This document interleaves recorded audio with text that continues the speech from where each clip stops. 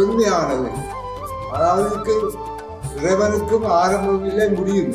அதே மாதிரி எங்களுடைய சமயத்திற்கு தொடக்கம் இல்லை, முடியும் இல்லை. விநாயக பெருமானுக்கு மிக உகந்த நாள் பிள்ளையார் பெருங்கதி விரதமாகும். அதுவும் 21 நாட்கள் இந்த பெருங்கதி விரதம் அனுஷ்டிக்கப்பட்டு வரும். இந்த 21 நாட்களும் பெருமானினுடைய திருத்தலத்திலே சிறப்பு பூஜை வழிபாடுகள் இடம்பெற்று வருகிறது.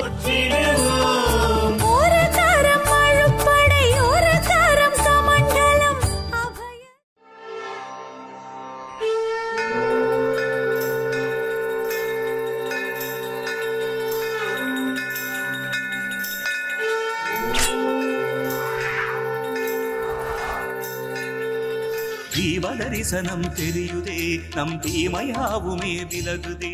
5 கரத்தனை ஆனை முகத்தனை நந்தி மகன் தனை போற்றிடுவோம். 5 கரத்தனை ஆனை முகத்தனை நந்தி மகன் தனை போற்றிடுவோம்.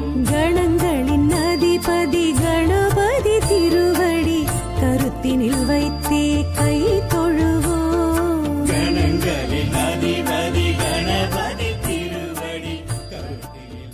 உலக தமிழர்களுக்கு ஒரு உறவு களமாக இருக்கக்கூடிய எங்களுடைய ஐபிசி தமிழ் சொந்தங்களுக்கு இனிமையான வணக்கங்கள் மற்றும் ஒரு தீபதர்சனம் நிகழ்ச்சியின் வாயிலாக உங்கள் எல்லோரையும் சந்திக்கிறதுல மிக மகிழ்ச்சி அடைகின்றேன். எங்களுடைய இந்த தீபதர்சனம் நிகழ்ச்சியின் வாயிலாக ஒவ்வொரு வாரமும் எங்களுடைய தாயக பிரதேசத்தில் இருக்கக்கூடிய ஒவ்வொரு ஆலயங்களுக்கு தெரிவிச்சது அந்த ஆலயங்கள் தோற்றம் பெற்ற தல வரலாறுகள், சிறப்புகள், மகிமைகள் எல்லாவற்றையும் தொகுத்து உங்கள் இல்லத்திரைகளுக்கு கொண்டு வரக்கூடிய நாங்கள் இன்றைய தினமும் யாழ் மாவட்டம் வடமராட்சி குறிப்பாக துண்டாளி பகுதியிலே பிரசித்தி பெற்று விளங்கிக் கொண்டிருக்கின்ற கோவிற்கடை சித்தி விநாயகர் பெருமானினுடைய சன்னிதானத்திற்கு தான் உங்களை அழைத்து வந்திருக்கின்றேன். இந்த ஆலயத்தினுடைய தல வரலாறுகள், சிறப்புகள், மகிமைகள், தற்காலத்தில் அமைக்கப்பட்ட புதுமை சார்ந்த விடயங்களாக இருக்கட்டும், பழமையான விடயங்கள் எல்லாவற்றையும் தொகுத்து இந்த நிகழ்ச்சியின் வாயிலாக காண்பிக்க இருக்கின்றோம். எனவே தொடர்ந்து நிகழ்ச்சியோடு நின்றுங்கள். ஈழமணி திருநாட்டில் சிரமென விளங்கும் யாழ்ப்பாண மண்ணின் வடமரவர்கள் ஆட்சி புரிந்த வடமராட்சியின் துண்ணாளியம் பதியிலே கோவில் கொண்டெழுந்தருளியிருக்கும் ஆலயம்தான் துண்ணாளி கோவிற்கடவை சித்தி விநாயகர் ஆலயமாகும். காலத்தால் முந்திய வழிபாட்டு தலங்களில் ஒன்றாக இந்த ஆலயம் விளங்குகின்றது.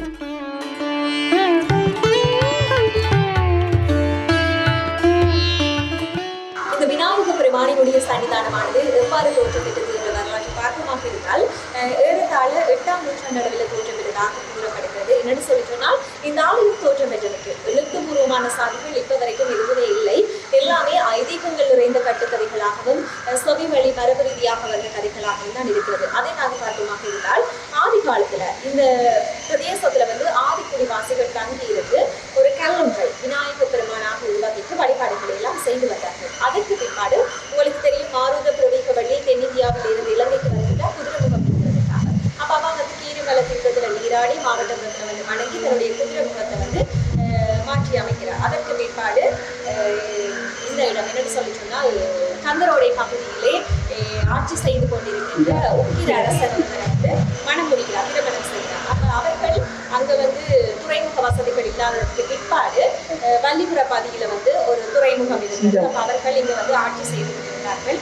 அந்த மாருத புரவிக வள்ளியோட கந்தரோட பகுதி மக்கள், தெல்லிப்பளைவாழ் மக்கள், அதை விட மாவட்ட கந்தசுவாமி ஊரான மக்கள் அதிக ஈடுபாடுடையவர்களாக இருந்தார்கள். அப்ப மாருத புரவிக வள்ளியும் அவருடைய துணைவரை ஆட்சி செய்வதால அந்த பிரதேசத்து மக்கள்கள் இங்க வரையணும் அவையோடு சேர்ந்து இங்க வந்திருந்தார்கள். இங்க இந்த ஆதிக்குடிவாசிகள் கல்லை வணங்கி கொண்டிருந்தார்கள். அந்த கல்லை தாங்களும் சேர்ந்து வழிபாடுகளை ஆற்றி வந்தார்கள். அந்த கல்லை விநாயக பெருமானாக உருவாக்கிட்டு அந்த இடத்தில் அந்த கல்லை பிரதிஷ்டை செய்து அதற்கு சிறிய குடிலொன்றை அமைத்து பூஜை வழிபாடுகளை எல்லாம் நிகழ்த்தி வந்தார்கள். அதுக்கு பிற்பாடு இந்த பிரதேசத்து வாழ் மக்கள்கள் புலம்பெயர் நாடுகளுக்கு போய் இளைஞர்களினுடைய முயற்சியால இந்த ஆலயம் இவ்வளவு பெரிய ஒரு ஆலயமாக தோற்றப்பட்டு காணப்படும்.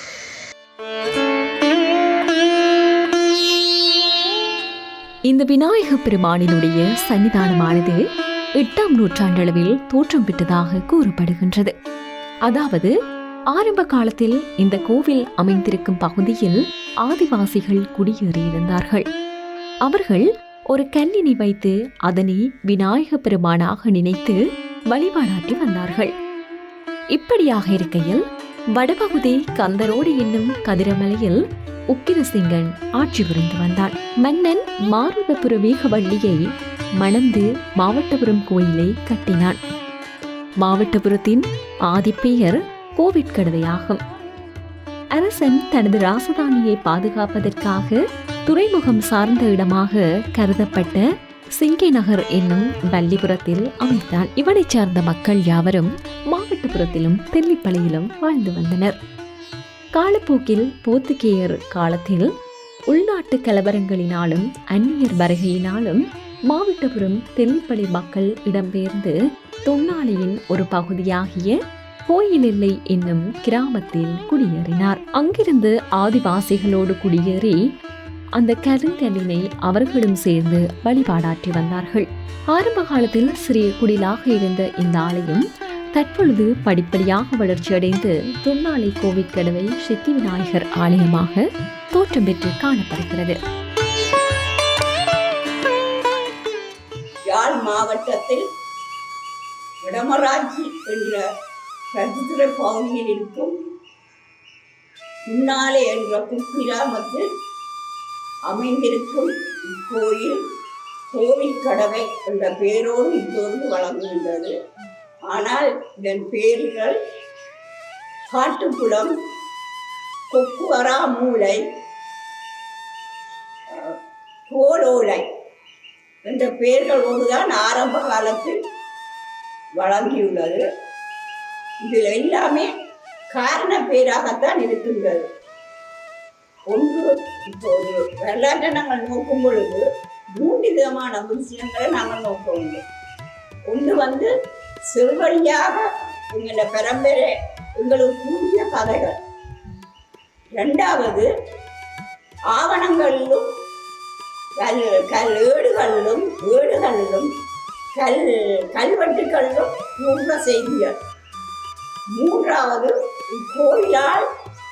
கோயிலில் நடந்த அற்புதங்கள். அதை வச்சுதான் ஒரு கோயில் உலகுக்கு பிரபல்யமாகின்றது. வரலாறு நாங்கள் அந்த விதத்தில் தான் எடுக்கின்றோம்.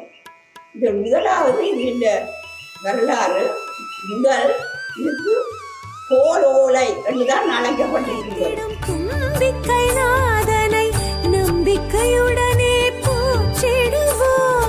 துயர்வினை துடைத்திடும் தும்பிக்கை நாதனை நம்பிக்கையுடனே போற்றிடுவோம். சதுர்த்தியின் நாயகன் சடதியில் வருபவன் சங்கடஹரனை போற்றிடுவோம். கணங்களின் அதிபதி கணபதி திருவடி கருத்தினில் வைத்தே கை தொழுவோம். கணங்களின் அதிபதி கணபதி. கோயில் இல்லை என்று சிலர் பிடிக்கின்றார்கள். கோயில் என்றால் சிதம்பரம். சிதம்பரத்துக்கு தெற்கு இந்த கோயில் அமைந்துள்ளது. அப்ப கோலோலை கோயில் எல்லை என்றது இன்று கோலோலை என்று மாறியிருக்கின்றது. இது ஒரு பெயர் இந்த கோயிலில். இது ஒரு அற்புதமாகவும் எடுக்கலாம். ஏனென்றால் இங்க உள்ள மக்கள் காலத்துக்கு காலம் சிதம்பரம் சென்று வரம் பெற்றுதான் கோயிலுக்கு வருவார்கள். இதை கொண்டு பார்க்கும் பொழுது சிதம்பரம் கோயிலுக்கு, சிதம்பரம் என்றால் கோயில், அப்போ அந்த கோயிலுக்கும் இந்த கோயிலோலை எல்லை, கோயில் எல்லையில் இருக்குது. அதாவது சிதம்பரத்துக்கு வடக்கில் தெற்கில் இருக்கின்றது. அப்போ இதுக்கும் அதுக்கும் ஏதோ ஒரு தொடர்பு இருக்கின்றது. இங்கே உள்ள மக்களுடைய பேர்கள் எல்லாம், முக்கியமான நபர்கள்ன்ற பேரெல்லாம் சிதம்பரத்தில் பதியப்பட்டிருக்கின்றது.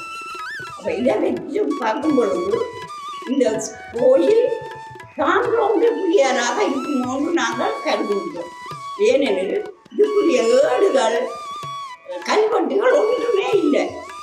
மரபு ரீதியான வரலாற்றையும் அற்புதங்களை கொண்டுதான் இந்த கோயிலின் பெருமையை நாங்கள் அறியக்கூடியதா இருக்கின்றது. இருந்து வேண்டும் அடியவர்களுக்கெல்லாம் அருள் பாலித்துக் கொண்டிருக்கும் எம்பெருமானுக்கு தினமும் 3 கால பூஜை வழிபாடுகள் சிறப்பாக இடம்பெற்று வருகிறது.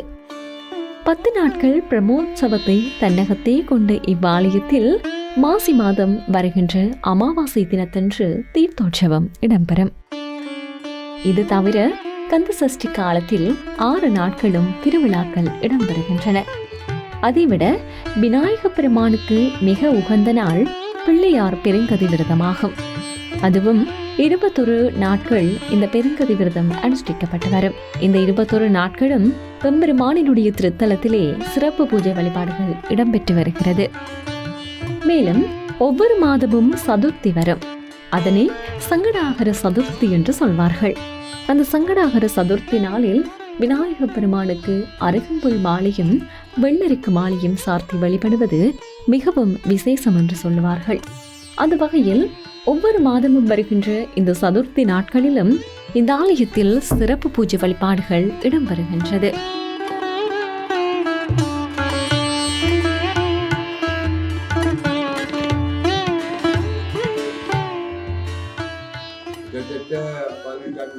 விவசாயிகளால் உண்டாக்கப்பட்ட ஒரு சாதாரண கொட்டில் இருந்த கோயில் இன்றைக்கு பிரமாண்டமான கட்டிடங்களால் அமைக்கப்பட்டு மிகவும் அழகாக வர்ணங்கள் பூசப்பட்டு மிகவும் சிறப்பாக காணப்படுகிறது. பிள்ளையார் சிவன் சைவ சமயம் முதல் நான் சைவ சமயம் இன்றைக்கு சனாதன தர்மம் என்று பெரிய பிரச்சனை நடக்குது. சனாதன தர்மம் என்றால் தொன்மையானது, அதாவது இறைவனுக்கும் ஆரம்பம் இல்லை முடியும் இல்லை. அதே மாதிரி எங்களுடைய சமயத்திற்கும் தொடக்கவும் இல்லை முடியும் இல்லை. அதைத்தான் சனாதன தர்மம். மற்றது சைவ சித்தாந்தம். சைவ சித்தாந்தம் என்றால் பதி பசு பாசம், இந்த மூன்றையும் பற்றி குறிப்பிடுவதுதான் சைவ சித்தாந்தம். முடிந்த முடிவு. இதில் யாரும் குறையும் காண முடியாது, ஒன்றுமே செய்ய முடியாது. இதைத்தான் அடிப்படையாக கொண்டு நம்முடைய யாழ்ப்பாணத்தில் தமிழும் சைவமும் வளர்வதற்கு தூண்டுகோலாக இருந்தவர் ஆறுமுக நாவலர். இந்த ஆறுமுக நாவலரால் தான் இன்றைக்கும் சைவ சமயம் செழித்து சிறப்புற்று விளங்குவதற்கு அவர் தான் காரணகர்த்தார். இந்த ஆறுமுக நாவலர் இங்குள்ள புத்தகங்கள் காணாத புத்தகம் பதிப்பகங்கள் காணாத அவர் இந்தியாவுக்கு சென்றார். 1860ஆம் ஆண்டு இந்தியாவுக்கு தமிழ்நாட்டுக்கு சென்றார். அங்கே ஒரு பிரச்சனை வந்தது. அநேகமாக எல்லாருக்கும் தெரியும், ராமலிங்க அடிகளார் என்று வள்ளலர். இந்த வள்ளலர் தான் இயற்றிய பாடல்கள் அவர் சொல்ற அது தன்னுடைய அருட்பாக்கள். தான் இயற்றிய பாடல்களை கோயிலிலே பூசை நடைபெறும் பொழுது பாடுவதற்கு கொண்டு வந்தார். பாடலாம் வந்து. ஆனால் இந்த ஆறுமலர் சொல்லி போட்டார். எங்கிருந்து சென்றவர் அங்குள்ளவர் ராமலிங்கவர் வெள்ளாடை தரிப்பவர். அவர் சொல்லி போட்டார், கோயில்களில் தேவாரத்தை தவிர வேறு ஒன்றும் படிக்கக்கூடாது. அப்ப இது பெரிய வழக்கா போச்சு. கோயில்ல இந்த இது நீதிமன்றத்தில் வழக்கு என்றால் மஞ்சக்குப்பம் என்ற நீதிமன்றத்திலே வழக்கு தொடர்ந்தால் 2 பக்கத்தை கூப்பிட்டு விளங்கினார். அப்போ ஆறுமுகனாக சிறப்பான நீதிமன்றத்திலே சிறப்பான விளக்கம் கொடுத்தார். அந்த விளக்கத்தை கேட்டு நீதிவான் ஆச்சரியப்பட்டு அதிசயத்து இவருக்கு சார்பாக தீர்ப்பை வழங்கினார். அப்ப ஆறுமுகனாவலர் சமயத்துக்காக ஆற்றிய தொண்டு உலகத்துக்கே சிறந்த எழுதுகிறார். இன்றைக்கு பலர் தமிழுக்கு தொண்டு செய்கிறோம், சமயத்துக்கு செய்கிறோம். ஆனால் ஆறுமுகனாவலரை பற்றி ஒருவர் உலகத்திலே ஒருவரும் அவரை போவது தொண்டு செய்யவில்லை. மற்றது துடைத்திடும் தும்பிக்கை நாதனை நம்பிக்கையுடனே போற்றிடுவோம். உயர்வினை துடைத்திடும் தும்பிக்கை நாதனை நம்பிக்கையுடனே போற்றிடுவோம். சதுர்த்தியின் நாயகன் சடதியில் வருபவன் சங்கடஹரனை போற்றிடுவோம். கணங்களின் அதிபதி கணபதி திருவடி கருத்தினில் வைத்தே கை தொழுவோம். கணங்களின் அதிபதி பிள்ளையாற்ற தோற்றம் எப்படி துவங்கியது என்றால், பிள்ளையார் கஜமுகாசுரன் என்ற அசுரன் பெரியார், தேவர்களுக்கு பெரிய அநியாயம். அந்த நேரத்திலே இந்த சிவனிடம் போய் முறையிட்டார்கள் தேவர்கள்லாம், இவன் கஜமுகாசுரன் எங்களை 1008 தரம் தோப்புக்கரணம் போட செய்ய சொல்கிறான், பெரிய அநியாயம். அப்போ இவர்கள் இவரோட இவர் சிவனும் பார்வதியும் நந்தவனத்தில் இருந்தார்கள். இவர்கள் முறையிட்டு இப்படி முறைவிட்டு வருது. ஆஞ்சானை பொஞ்சானை அந்த நந்தவனத்திலே புணரக்கூடிய ஒரு சந்தர்ப்பம் ஏற்படும். அதை பார்த்துத்தான் இவர்களுக்கு இந்த பிள்ளையார் வடிவம், ஓங்கார வடிவம். பிள்ளையார் என்றால் ஓம், ஆனா ஊனா உம்பன் சேர்ந்துதான் ஓம். ஓங்கார வடிவத்திலே உள்ள இந்த யானை முகமும் மனித உடலும் கொண்ட பிள்ளையார் தோன்றினார். இதுதான் வரலாறு கூறுகிறது. அதுக்காண்டி நல்லது தேவாரம் இருக்கு. பிடியதனொரு உமை கொல மிகு கஜியது படி கொடுத்தனதடி வழிபடும் அவரிடர் கடிகடவதி வர அருளினும் மிகு கொடை வடிவினர் பயன் வரி வலமுகையே இறையே. இதான் பிள்ளையார் தோற்றத்துக்குரிய தேவார். இது அநேகமாக திருவானந்தவாரியார் இந்த பிரசங்கத்திலையும் இந்த தேவாரத்தை சொல்லித்தான் திருவானந்தவாரியார் இந்த கோயிலையும் தொடர்ந்து ஐந்து கரத்தனை ஆனை முகத்தனை நந்தி மகன் தனை போற்றிடுவோம். ஐந்து கரத்தனை ஆனை முகத்தனை நந்தி மகன் தனை போற்றிடுவோம். கணங்களின் அதிபதி கணபதி திருவடி ஆரம்ப காலத்துல இரண்டு கொக்குகள் இந்த இடத்துல இருந்திருக்கு, மரத்துல 2 கொக்குகள் இருக்கு. அப்போ ஒல்லாந்தர் ஆட்சி செய்த சந்தர்ப்பம். அப்ப அந்த கொக்கு ரெண்டையும் ஒல்லாந்தர் காலத்துல ஆட்சி செய்தவர்கள் தாக்க முற்பட்டார்கள். ஆனா அவர்கள் தாக்க முற்பட்ட சந்தர்ப்பத்துல அந்த 2 கொக்குகளும் எந்த ஒரு ஆபத்துமே நிகழவில்லை. அவர்கள் எல்லா விதமான தாக்குகளையும் செய்திருந்தார்கள். கடைசியா அந்த குண்டுவெடி கூட செய்திருந்தார்கள். அதற்கு கூட அந்த 2 கொக்குக்கும் பாதிப்புகள் எதுவும் வரவில்லை. அப்ப அந்த சிறப்பு இந்த இங்க வீட்டிருக்கிற பிள்ளையாரில் தான் இருக்கிறது. இந்த பிள்ளையாரினுடைய அற்புதத்தால் தான் அந்த 2 கொக்குக்குமே எந்த ஒரு அசம்பாவிதமும் நடைபெறவில்லை. அப்ப இதுக்கும் இந்த விநாயக பெருமானுடைய சிறப்பை வெளிப்படுத்தி இருக்கிறது.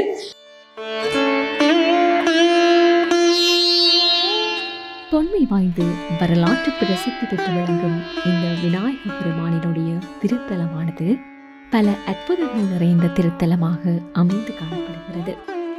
அந்த வகையில் ஒல்லாந்தர் ஆட்சி காலத்தில் இங்கு ஒரு அற்புதம் நடைபெற்றுள்ளது.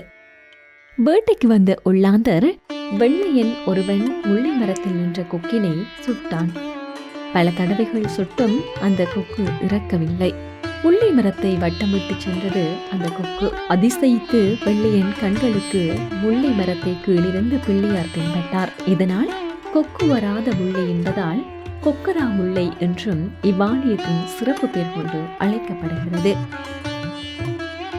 விநாயக பெருமானினுடைய திருத்தலத்தில் எப்பொழுது பார்த்தாலும் இளைஞர் கூட்டம் நிறைந்த திருத்தலமாகவே அமைந்து காணப்படும். அத்தோடு திருவிழா என்று வந்துவிட்டாலே இளைஞர்களின் தனிச்சிறப்பும் ஊர் மக்களின் முழு நேர பங்களிப்பும் களியாட்டங்களும் இக்கோவிலின் சிறப்பம்சமாகும். மேலும் இவ்வாலயத்திற்கு பல்லாயிரக்கணக்கான பக்தர்கள் வருகை தருவார்கள்.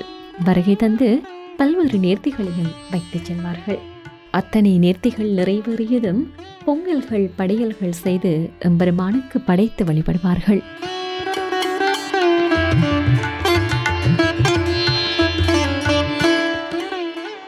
ஆலயத்திலே நித்திய நைமித்திய பூசைகள் ஒவ்வொரு வருடமும் ஒவ்வொரு நாள் காலை மதியம் மாலை பெரிய இந்தியாவில் பெரிய பெரிய கோயில்கள் எப்படி நடக்கிறதோ அதே மாதிரி எங்களுடைய கோயிலும் இந்த நித்திய பூசைகள் நடைபெறும். இதைவிட மாசி மாதத்திலே பிரம்மோற்சவம் என்று சொல்லி 10 திருவிழாக்கள் நடைபெறும்.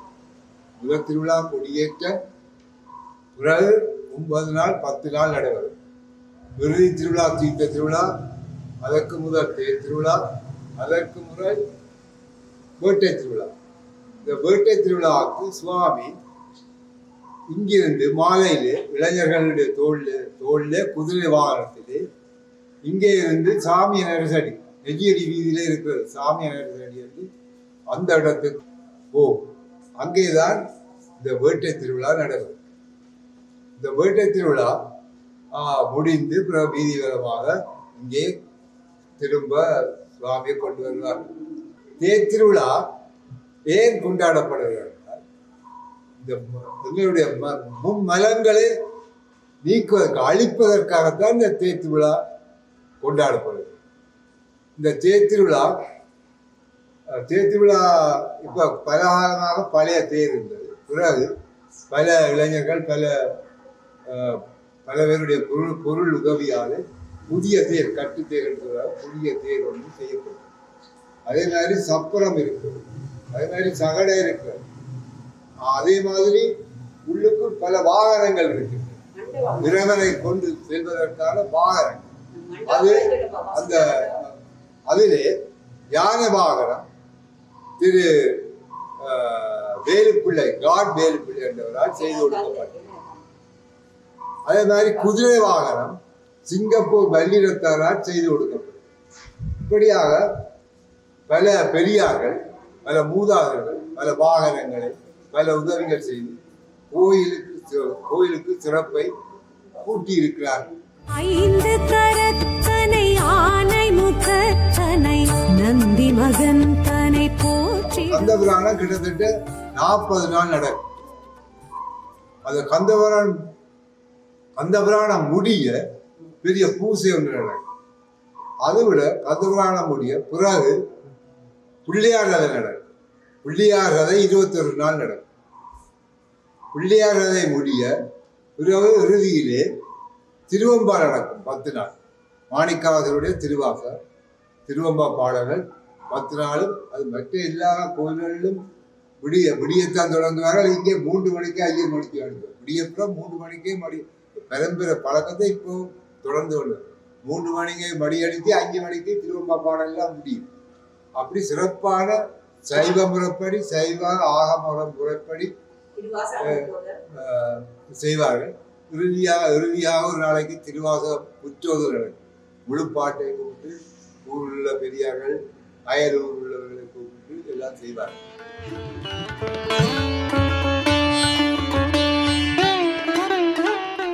இவ்வாறு பல அற்புதங்களை நிகழ்த்தும் துன்னாலை கோவிற்கடவை சித்தி விநாயகர் எவ்வித வேண்டுதலையும் நிறைவேற்றி தரும் வள்ளலாக விளங்குகின்றான்.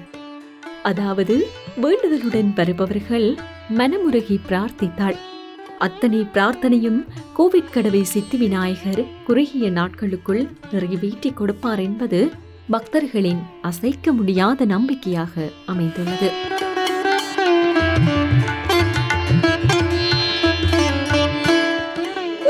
நீங்கள் இன்றைய தினம் யாழ் மாவட்டம் வடமராட்சி பகுதி குறிப்பாக துன்னாலைப்பதியிலே கோவில் கொண்டு எழுந்தருளி இருக்கின்ற கோயிற்கடவை சித்தி விநாயக பெருமானினுடைய சன்னிதானத்தை பார்த்த வண்ணம் இருக்கின்றீர்கள். இந்த ஆலயத்தினுடைய பழமை சார்ந்த விடயங்கள், அதாவது ஆரம்ப காலத்தில் அமைக்கப்பட்ட பழமையான விடயங்களாக இருக்கட்டும், இல்லை என்று சொல்லி சொன்னால் தற்காலத்தில் அமைக்கப்பட்ட புதுமை சார்ந்த விடயங்களாக இருக்கட்டும், எல்லாவற்றையும் இந்த நிகழ்ச்சியின் வாயிலாக உங்களுக்கு தொகுத்து காண்பித்திருந்தோம். கண்டிப்பா இந்த நிகழ்ச்சி உங்கள் எல்லோருக்குமே பயனுள்ளதாக அமையும் என்ற நம்பிக்கையில் இதே மாதிரி மற்றும் ஒரு தீப தரிசன நிகழ்ச்சியில் சந்திக்கும் வரை உங்களிடமிருந்து அன்பு வணக்கங்கள் கூறி விடைபெற்று செல்லலாம். என்று உங்கள் அன்பில் மோனிகா சாந்தகுமார். நன்றி, வணக்கம் நேயர்களே.